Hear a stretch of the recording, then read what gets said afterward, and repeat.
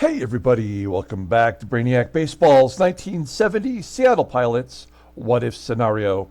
Today's matchup is between the Baltimore Orioles and the Seattle Pilots at Brainiac Stadium. On the mound for the Orioles today is Jim Palmer, whose record is 18-8 with a 3.37 ERA.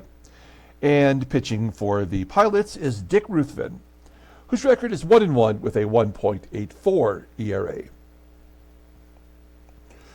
Okay, we are back after winning yesterday's ball game 5-4. It was a walk-off victory, yada yada, whatever. Because, I didn't do anything to make that happen, except for push a button. And we'll take the wins wherever we can get them at this point. We've essentially, for the most part, guaranteed that we will not lose 100 ball games. I can't imagine we're going to lose the last 22 games in a row. So we're at 62 victories. That feels like something of an accomplishment.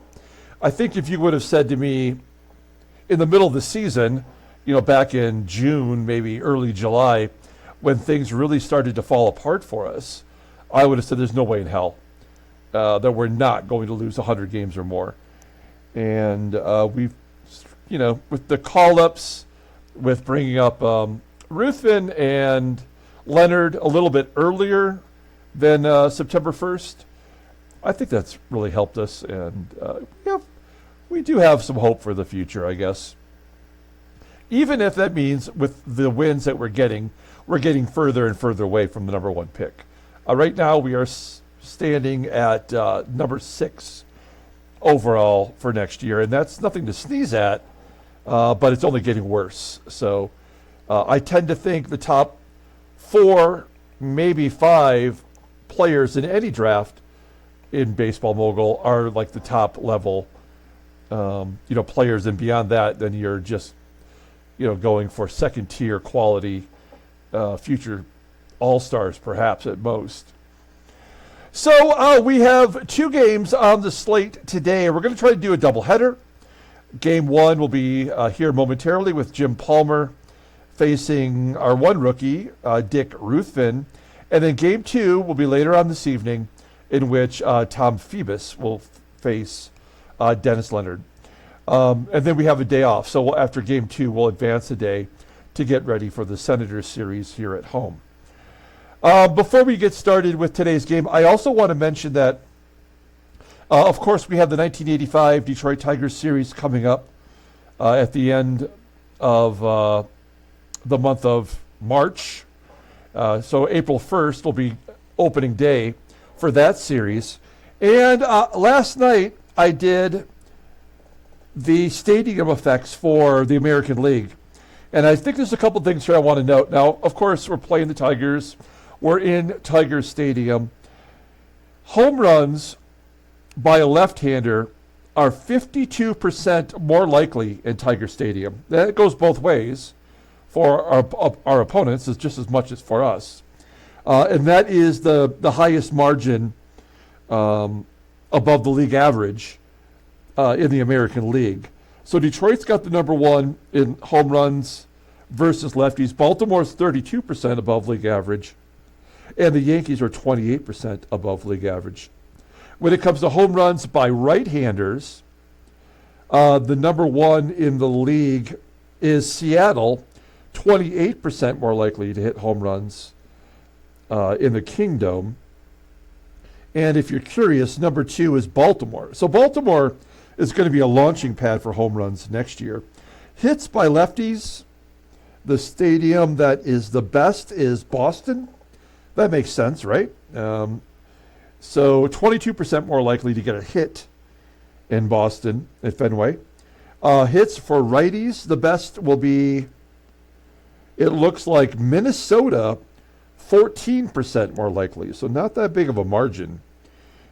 Doubles, the best doubles park, looks like it will be Boston. Makes sense. Triples, surprising, it is Toronto at Exhibition Stadium, 39% more likely. The other categories are strikeouts, double plays, and errors. The one that's worth noting is that the Tiger Stadium is 11% more likely to have an error. That is the second highest error rate in the American League behind Boston. So tonight I'm going to do the National League, and then all the stadium effects will be completed. I'm going to, I have my own mathematical equation that I use. I feel like it's pretty accurate. I feel like it's more accurate than what the game offers, at least in some stadiums. There are times when we've compared the stats and they've been pretty close. So we have that to look forward to. Okay. Now we've got Dick Ruthven making the start. Of course, he's never faced the Orioles. The only bullpen arm not available is Ron Locke. Locke got rocked yesterday, and then he got the victory in relief. So he got the vulture win. Otherwise, everybody else in the bullpen is available. Here's our lineup versus Jim Palmer, who is a right-hander, of course. Dalrymple will get the start behind the plate. Rollins will start at third. Belanger will be at short. Okay? Let's go ahead and do the lineup rundown for the Baltimore Orioles. Looks like we have one difference today. Batting leadoff in center field is Mack Jones. Batting second at third base is Joel Youngblood. Batting third in right field is Dave May. Batting cleanup in left field is Willie STARGELL. Batting fifth and catching is Elrod Hendricks. Batting sixth at first base is Bill Davis. Batting seventh at shortstop is Rico PETROCELLI. And batting eighth at second base is Chico SALMON. I know Julio gave me a proper pronunciation for that last name, but I don't actually know what it was. And then batting ninth is the pitcher, Jim Palmer. Okay, Dick Ruthven making his second career start. He's 1-1. Those were both in relief with a 1.84 ERA, 9 strikeouts in 14 and 2/3 innings. Opponents are betting 273 against him. He does have a save and a bluey. Fastball topping out at 89 miles an hour. Ground ball percentage is 40%. A two-pitch pitcher with the fastball being the only good pitch. So far, he's still got lots of room to grow. It is rated at 84. The 19, technically 20-year-old right-hander is arbitration eligible after the 73 season. I think if we keep his innings limited, we'll push that back to 74. I think that's how that works. Now, his previous start, his only start, he went 5 1/3, giving up 1 run on 5 hits with a walk and 4 strikeouts. If he's pitching like that today, we will keep him in there. We kind of got to see what he's capable of. Can he give us 7 innings with that 79 endurance?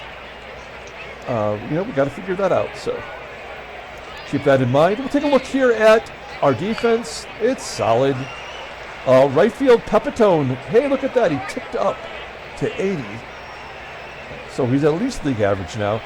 Our infield is solid with Belanger at short being the elite level. And behind the plate, we got Dalrymple, who's throwing people out at 40%. Okay, Mack Jones leading it off versus Dick Ruthven. They got the black and grays on today. I do like that Oriole uniform. As Mack Jones goes to left field for a base hit. The left fielder, CRUZ, getting it in quickly. Jones has got great speed. Will he be going? Well, he's only got 9 stolen bases this year. Here's Joel Youngblood. He is Youngblood. He's only 19 years old. And he's going down the left field line. That'll get Jones in for first. A double for Youngblood, his 11th. And it's 1-0 Baltimore. Well, Ruthven might not be around much longer the way this game has started off. Dave May swings at a pitch right in his eye line. 1 out. Willie STARGELL's up next, and he'll take ball 4. I did notice, what is his on-base percentage? Actually, it's worse than last year, but still tremendous. First and second, 1 down. And Elrod Hendricks is up. He had the day off yesterday as Andy Etchebarren and his unibrow got the start. Hendricks base at the left. Youngblood scores 2-0. Well, we already know what the result for today's ball game is going to be. I guess that makes it a little bit easier to kind of blow through this one to get ready for game 2. Bill Davis, a ground ball to Kelly. He just tried a lot of double plays. And he'll get one there. 4-6-1 with Ruthven covering. Orioles jump ahead 2-0. That's all they need today to win. Let's go ahead and take a look at our lineup. Batting leadoff. In center field is Tommie, AGEE. Batting second in left field is Jose CRUZ. Batting third in right field is Joe PEPITONE. Batting cleanup playing first base is Deron Johnson. Batting fifth and catching is Clay DALRYMPLE. Batting sixth at third base is Rich Rollins. Batting seventh at second base is Van Kelly. Batting eighth at shortstop is Mark Belanger. And batting ninth is Dick Ruthven, if we even get to him. Jim Palmer gets the start, making his 33rd of the season. He's 18-8 with a 3.37 ERA, 161 strikeouts, and 248 in a third innings pitched. That's a career high. Opponents are batting 237 against him, 8 complete games, no shutouts. Fastball tops out at 89 miles an hour. Ground ball percentage is 49.4%. His fastball is his best pitch, rated at 93. Secondary pitch is the slow curve, rated at 85. And really even his slider is just below league average. Overall rated at 93 at age 24. The right-hander is a free agent at the end of the year. And will they have the money to re-sign him? I believe they are $300,000 in the plus. We'll take a look after the ball game. You'll see that he's won 8 decisions in a row, including 3 complete games. And he's just good. I mean, what else? He's a Hall of Famer. Cy Young Award winner. 8 times 120 ball games. Would have had 9 in a row if he hadn't got injured. Take a look at their defense. It's suspect. At first base is Davis getting a spot start. Second base is SALMON. Left field is Willie STARGELL. Those are all below league average. And Joel Youngblood at third, which I don't think he really is a third baseman, but that's where he's at. Here we go. Tommie, AGEE. We're down 2 already. AGEE popping it up. When we're at this point of the season with Palmer and his 3.37 ERA, you know that he's not going to give up more than 3 runs. So I guess I can't officially say this game is over, but they're 1 run away from this game being over. 2 quick outs and an infield single for Joe PEPITONE. We should have a lot of those today with his terrible infield. So a base hit for PEPITONE. He's on first. Let's see if Deron Johnson can run into one. He's 1 for 4 with a home run, and Palmer strikes out. All right. Top of the second. 26 pitches in the first inning for Ruthven. Here's PETROCELLI. There's the second K for Ruthven. 1 down. Here's Chico. The old, I thought that was going to be a walk strikeout combo. Instead, it's at worst, it's a base hit. SALMON is on first. We'll bring third base in.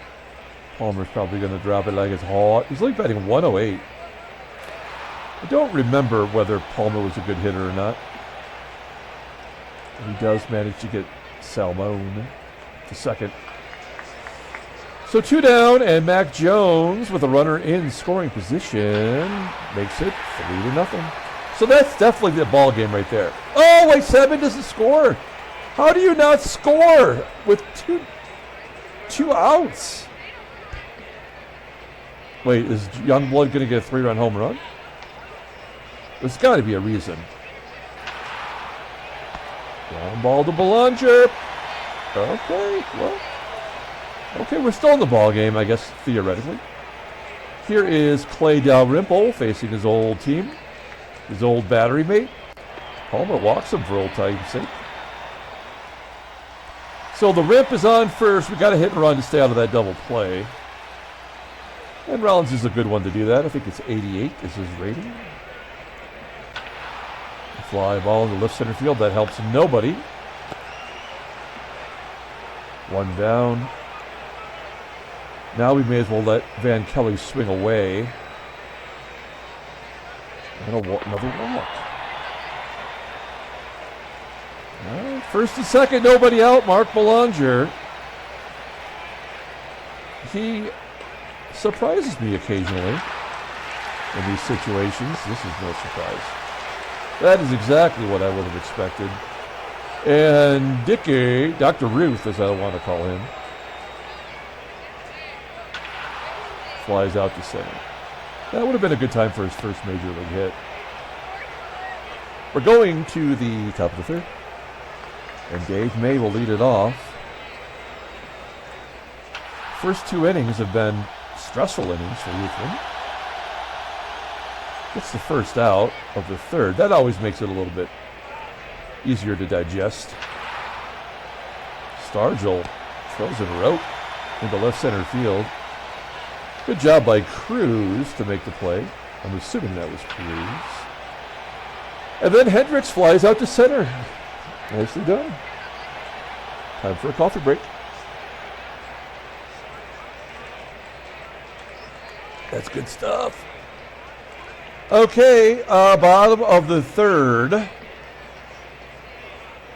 Tommie AGEE up. Ground ball to first. We have one hit. It was an infield single by PEPITONE. I mean, really, these are all the things that are pretty obvious that we will lose this ball game. Palmer's given up 2 walks because he has to, right? If he hasn't given up 3 hits, or if he had given up 3 hits, then he would have walked 0, because the whip is about 1, right? And now it is 1. Great job, game. We go to the top of the fourth, and Bill Davis will lead it off. Bill Davis. Not the creator, Garfield. He loves lasagna, though. PETROCELLI strike it out. And Chico is the man with a base hit into center field. Runner on first for Palmer. A comebacker to Ruthven. And he makes the play. So Ruthven's bounced back from that terrible first inning. Still 2-0. Deron Johnson will walk. 3 walks by Paul. I mean, the only reason he's walking him is because the game is not giving him hits. It doesn't differentiate between singles and walks. It's just a random generator of what should happen. And for some reason, a great pitcher like Jim Palmer has walked 3 batters here, despite not giving up any runs.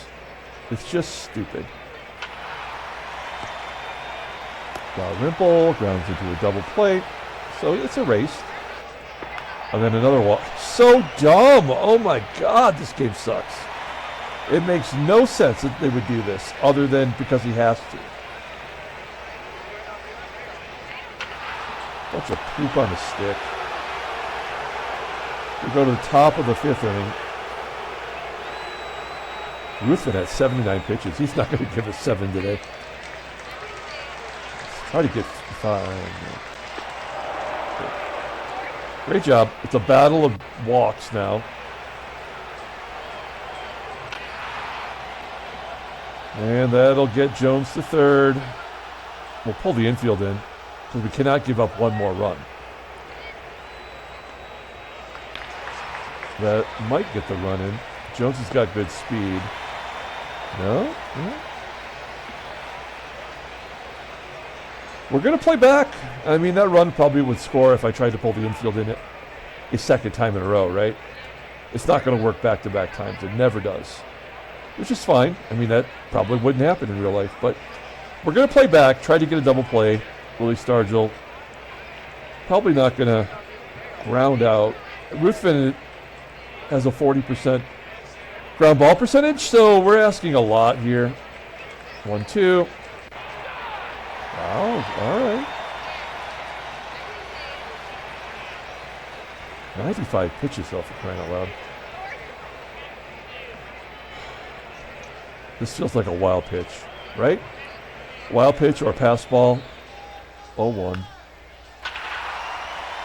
3-0. Now we can officially say it's the ball game. That's the way it goes. Oh, what?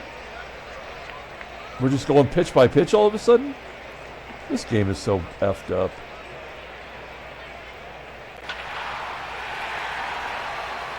So Ruthven couldn't even give us 5 today. That's probably an error.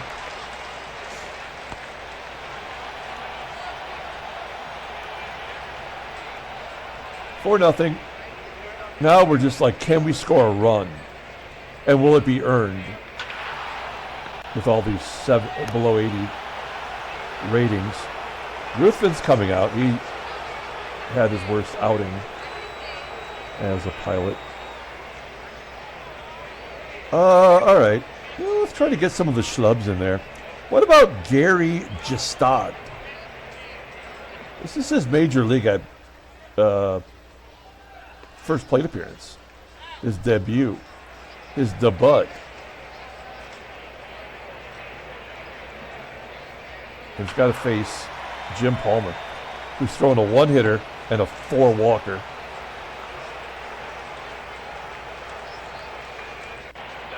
So stupid. All right, Gary Gestad. We will bring in... This game's over. So we'll bring in Bucky Brandon. There's no point in wasting a good right-handed arm. We'll just have him blow it open here. Chico! Line drive to center. Jim Palmer, wow. Brandon recognizing the strike zone today. And he blew it.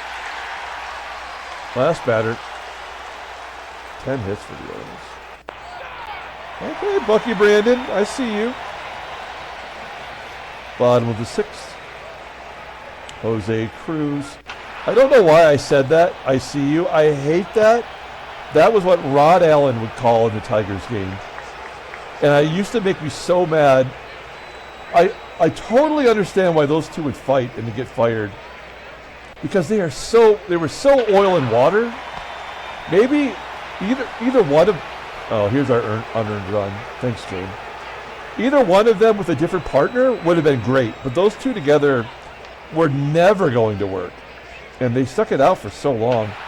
And I'm happy to see that Rod Allen is in Miami calling some occasional games. And I don't know where Mario and Pemba's at. But I don't know if I ever told you the story or not. Maybe this game is so over it. We may as well talk about other things. But Mario Mpemba, the former Tigers announcer, came into my shoe store. I used to be a shoe store manager, like Al Bundy, and for Famous Footwear in Detroit. And he brought his son in, and I sold him some shoes. There's really nothing exciting about that, except for he was very nice. We did talk a little bit of Tiger baseball, and I told him I thought he did a good job. As if that seemed to matter to him. I said, watch out for that rod. He's going to get angry about a chair someday. You guys are going to battle it out. Speaking of that, Elrod, Hendricks walks. There's Earl Stevenson's in there battling. I have no idea if Earl Stevenson will be a future bullpen arm, but he hasn't shown a ton. We go to the bottom of the 7th. We're just trying to wrap this game up. Get to game 2.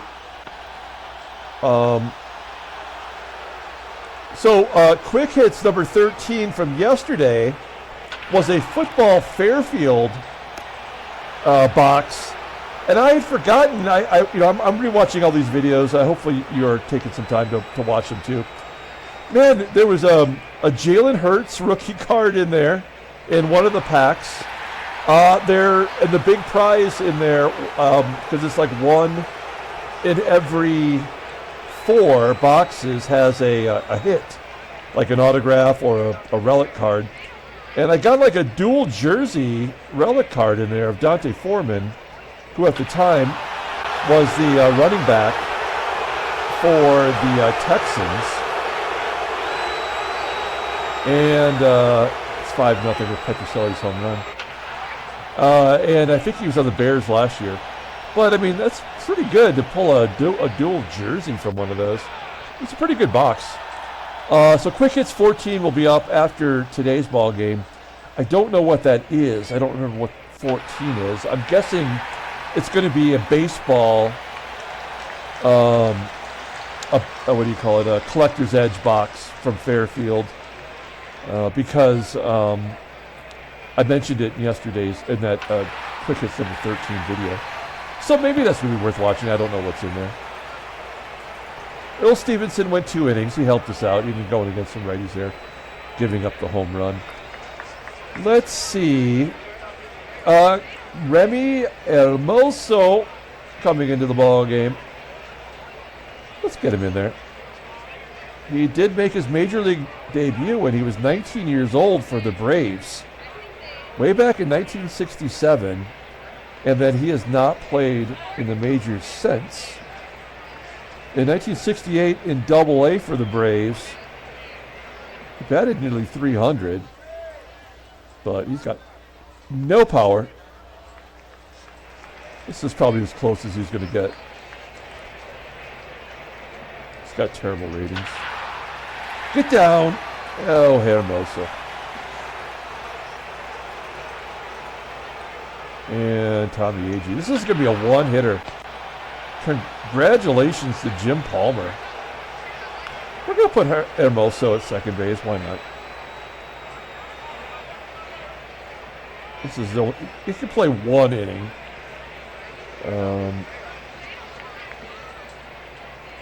And then we need a pitcher.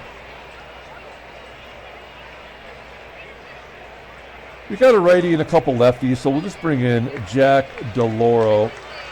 He's been bad. We've kind of relegated him to the back of the pen. So that, you know, we're trying to use, I mean, this game we knew was over, like, right from the beginning. So there's no point in a doubleheader using your best pitchers. So we just throw these schlubs in there and let them schlub it out. DeLoro striking out Youngblood.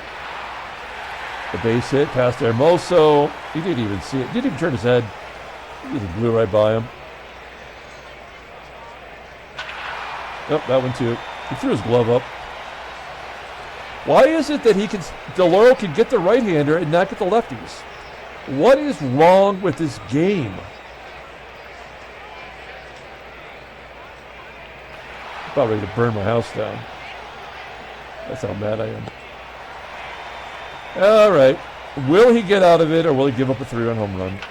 Nope. 6-0. Petrocelli 3-run home run. Oh, Hermoso! Oh, you suck! Said he came right back down to AAA, even though the AAA team's gone home for the year. God darn it.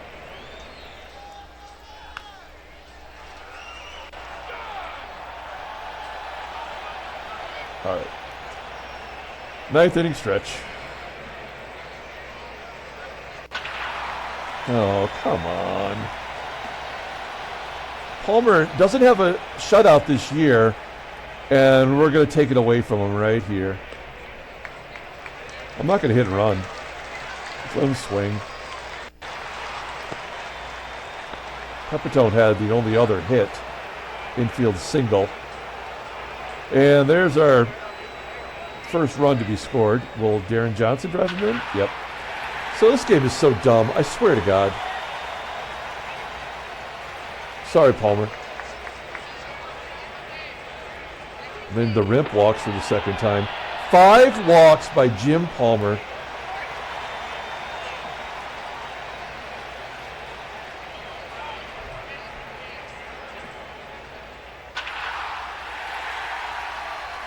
That's so dumb. Why not? Who cares?